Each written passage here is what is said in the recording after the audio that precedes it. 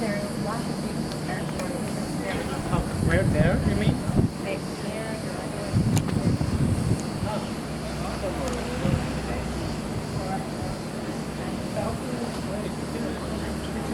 I'll stay here.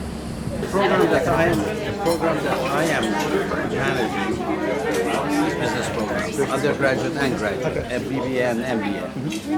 But we also have social science humanities program, which is not mine.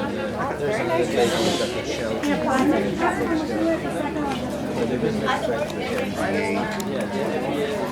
Hi. Are you shy? Are you being shy? Oh, Emma, you're usually not shy.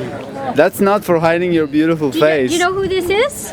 I think this is Hooman's cousin, and he's going to be playing some music for us later. Yeah, will you?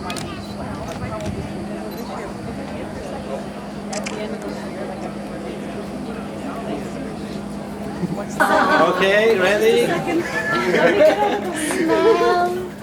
Like this flash didn't. Okay, I'm going to try to keep it for us. Yeah. No sneaky, no sneaky. Yeah, that one good.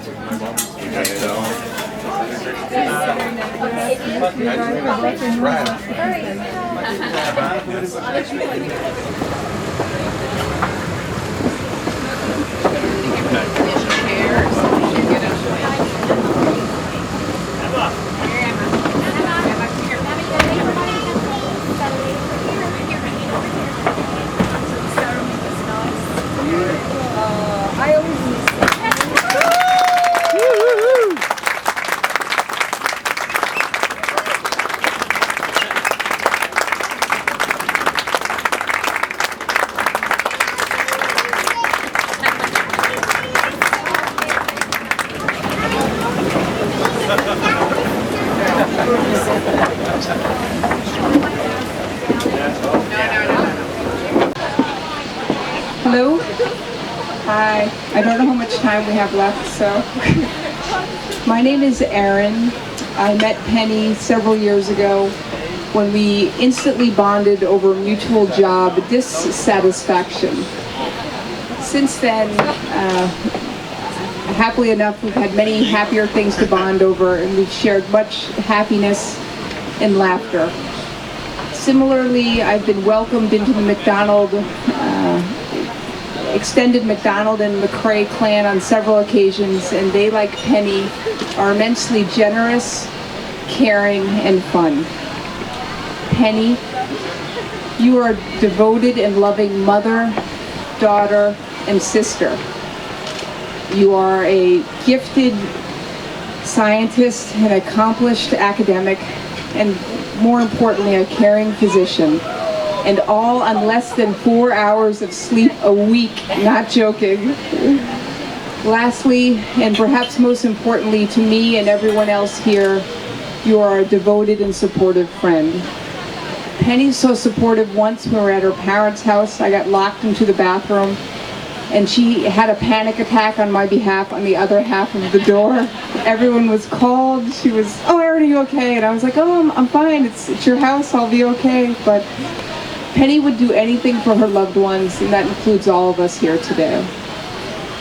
Hooman, I've gotten to know you over these past few years too. It's clear that you and Penny share a loving relationship based on mutual interests and shared priorities, namely family, friends, travel, music, and a commitment to having fun and taking care of your loved ones. Penny and Hooman, on behalf of your friends and family, we bless you. Moreover, we are blessed for being here. Thank you for taking us out of our normal everyday lives and bringing us to this tropical paradise amidst the stray dogs and the cats and the water shortage. And this is a beautiful, beautiful spot, and we're so happy to be here with you. We look forward to continuing to spend the rest of your rich life with you, and we celebrate your having met each other. May you continue to bring each other great joy.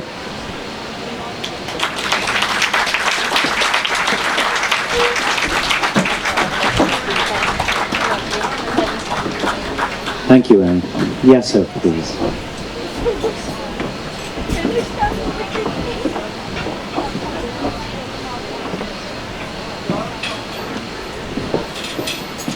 Thank you, Aaron. Thank you. Penny, Hooman, family and friends and esteemed guests. My name is Yasser. I'm privileged and honored to have been asked to have been Hooman's best man. And if not a rare occasion, I do think it's notable to point out that I've had the pleasure of knowing both these individuals in separate points of time before they even knew one another. Penny actually first. We met about 10 years ago. This at the beginning of medical school. She had this bright, nervous energy, fierce intelligence, and an open curiosity to learning and to sharing. And as Aaron pointed out, the accomplishments are self-evident. She continues to demonstrate how what I have thought is the impossible is actually possible. With her family, her loved ones, and having just gotten to know her family and getting to know her family, I can see in many ways why and how. Hooman, I met many, many years later in residency, and of course he's finished now and is a gifted psychiatrist. My first impression of Hooman actually is different from what he recalls. It was not in a play where he was demonstrating thespian talents, but it was on the wards, on rounds. He had a stethoscope with some kind of furry animal around it, or a tea cozy. He was quite stoic, a man of few words. I thought maybe limited vocabulary, but I learned, in fact, it had more to do with a reserve. But underneath the reserve is a very warm, generous, reliable, intelligent and sensitive man, and somebody that I consider a privilege and tenderly call friend. And to the bride and groom, I wish with great affection, long life, love and happiness, and eternal blessings.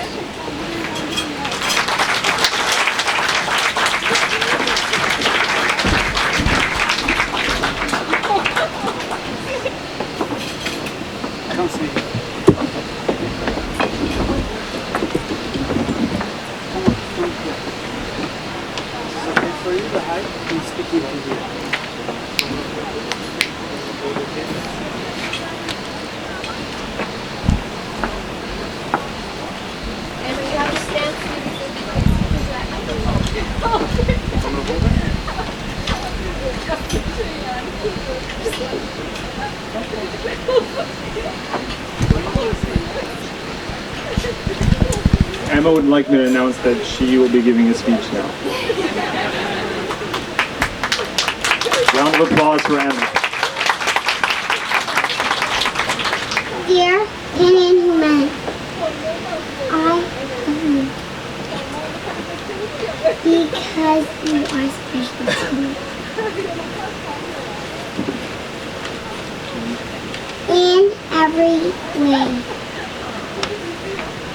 Even upside down. Even upside down. Penny is loving and kind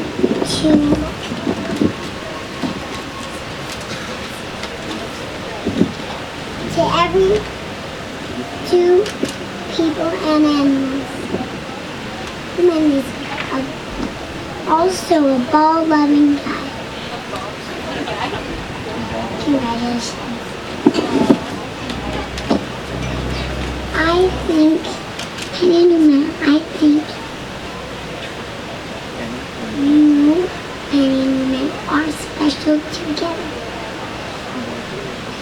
Congratulations.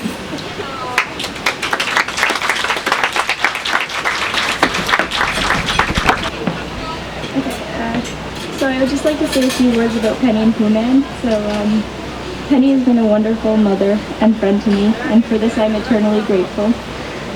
She's kind, generous, intelligent, above all patient, and I truly believe that Hooman is her equal in all these and many more dimensions.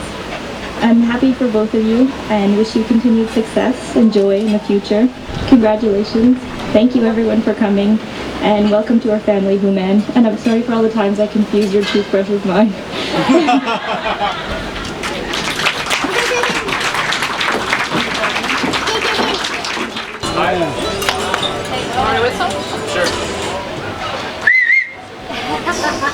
This is the part of the wedding where the groom comes up and says a few words.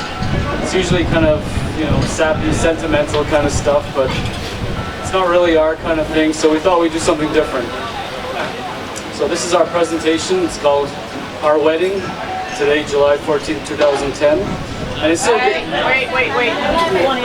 2011. July 14th, 2011. Sorry. Feels like you've been married a year. It's been a long few weeks. So instead of giving the usual speech, I'm going to sit down just to let you know. What we decided to do is present some research that Penny and I have been doing. And the topic that we have been exploring recently is the components of how to make a successful marriage. These days with, half of marriages failing, we thought it would be important to see what are the factors that make it successful. So we're going to present some of the findings that we've found in the past year or so. So here we go.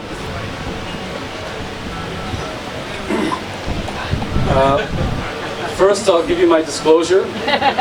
We receive a lot of money from pharmaceutical companies, the big names such as AstraZeneca, Eli Lilly, and so on, and we do disclose, yes, it significantly impacts the findings in our research. So just wanted to put that out there so everyone knows. That's our honest disclosure. Okay, so our factor analysis has showed 3 big factors that predict a successful marriage. 1 is a compatible ancestry, 2, character complementariness, and 3, common experiences and interests. Okay.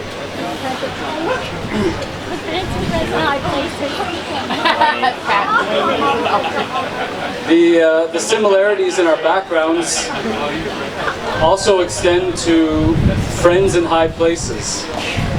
As you can see from these media photographs, that's my brother up there mingling with the Kennedys. And the LaBranches, Pat and Blaine, and a very nice photograph with Albert Einstein. Clearly some good parallels there. Political ties. Our families both seem to have had strong political ties in history. That top picture there is a picture of the Kennys and the Douglases witnessing the patriation of the Constitution back in 1982. In the bottom right-hand corner, you see Miss Mazda at the Tehran conference during World War II. You can see her there sitting with Stalin and Churchill.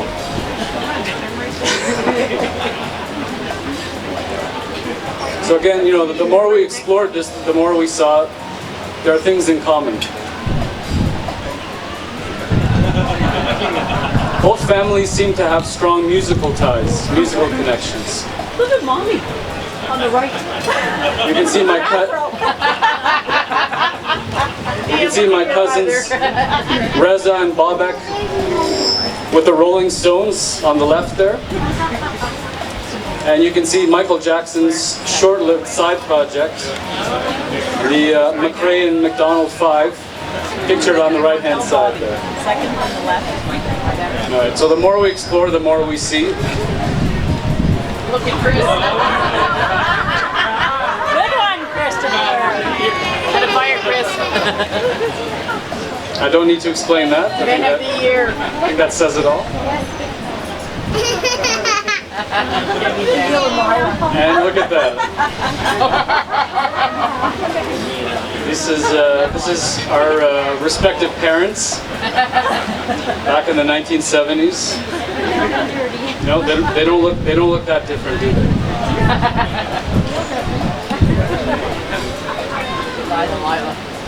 Okay.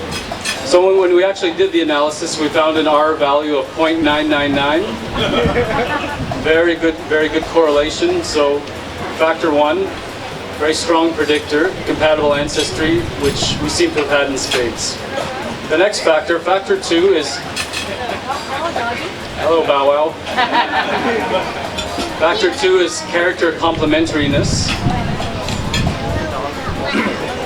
Okay, so here are a couple of graphs. And you look at these initially and you think, well, there's a lot of differences here, not a lot of compatibility. You can see on my side on the left, very strong fat to muscle ratio, a pretty good musical ability, high calorie intake. And on Penny's side, you see a cluster of anxiety-related measures. Fear of closed spaces, fear of public speaking, fear of elevators, fear of death, and fear of just about anything. Now, if you take these two collections of data and you combine them using the modified Schicklgruber transformation, and you see Hans Schicklgruber there in that photograph, what do you get? So here it is, look at this. This is high-tech stuff here. You combine the data, you morph it together, combining the data, and what do you get? You get an absolutely perfect straight line. You combine the two and you get a perfect linear relationship. There you go. So, the characteristics clearly complement each other. You combine them together and you get a perfectly balanced linear relationship, also known as the even-keeled phenomenon. So again, what does our data show? You combine these character traits and you get a good relationship. Factor 3, common experiences and interests. Clearly an important factor in a good relationship.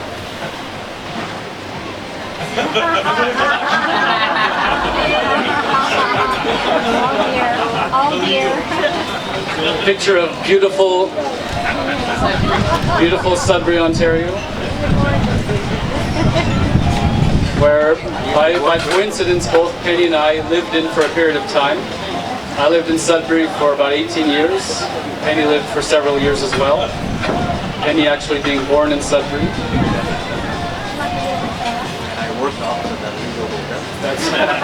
Yeah. You can see the Lido Hotel on the right there. Important landmark. We didn't actually meet in Sudbury. We had slightly different crowds that we hung out with.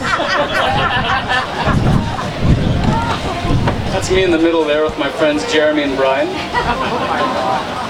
This is what we looked like when we lived in Sudbury. Yeah. I don't know. And this was this is Penny's Sudbury crew. All the people she knows and hung out with in Sudbury. So even though we both lived in Sudbury, our paths never crossed. We kind of ran with different crowds. Did you like Krista's flock of seagulls haircut? I think it looks pretty good. I think you should bring it back, actually. We actually both lived in Toronto for a while. This is me with my Toronto posse. Sean, Chris, Kim, Adrian. Can you see what it says on Adrian's shirt? I love nerds. See me wearing the Rush shirt?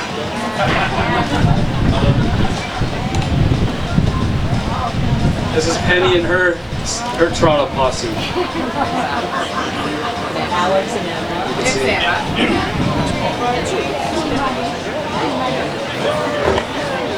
Again, we both lived in Toronto, but our paths just never crossed. We just had different social circles, different crowds we were hanging out with. Then in Montreal came around. And our paths crossed, our crews connected in Montreal. These are all the people in Montreal that we know. In a typical Montreal operating room. You see see the portrait of René Levesque smoking a cigarette up in the corner. Clearly marked the room to operating over the door. These are all the Montreal people we know.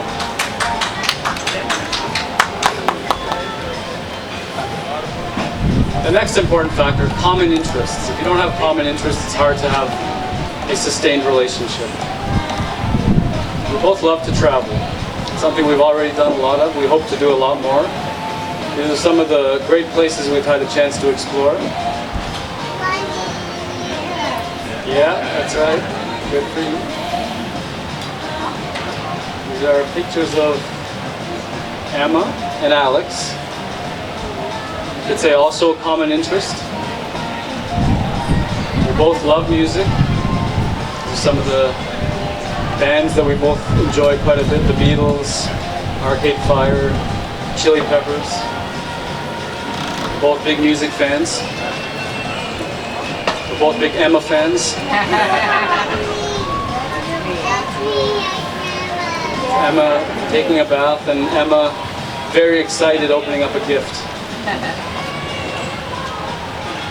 We both love Rush. Actually, that's not true. I love Rush, but Penny's not a huge fan, unfortunately. So we'll skip that one. I don't know how that got in there. We'll skip that one. Pictures of Roosbeh and Alex.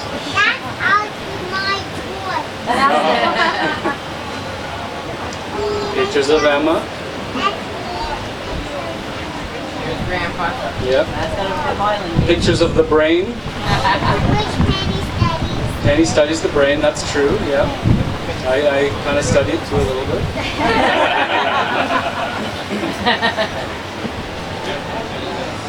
And more pictures of Alex and Emma. Oh, there's Bruce. Roosbeh and Alex. So as you can see, in the past year or so, we've collected a lot of data, tried to find factors that predict strong relationship. And what did we find? Our analysis showed that we can predict compatibility with great accuracy by looking at these important factors. And by doing this analysis, we could actually predict the future and how successful the relationship could be. And actually draw out a scenario of what the future will look like.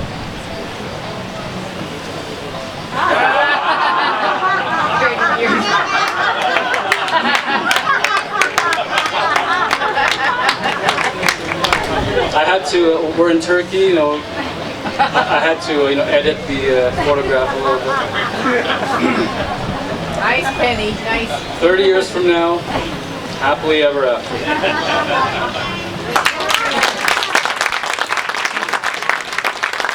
Really did the bulk of the work, really ran the show and did a great job. Pat as well. David, who performed the ceremony today. Sir Ken, who's been around taking photographs. Thank you. And everyone here, friends and family.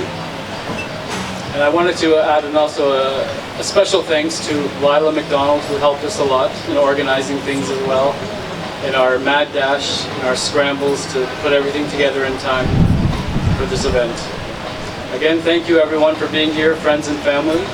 It's been a lot of fun, and I hope it's been enjoyable for everyone else as well.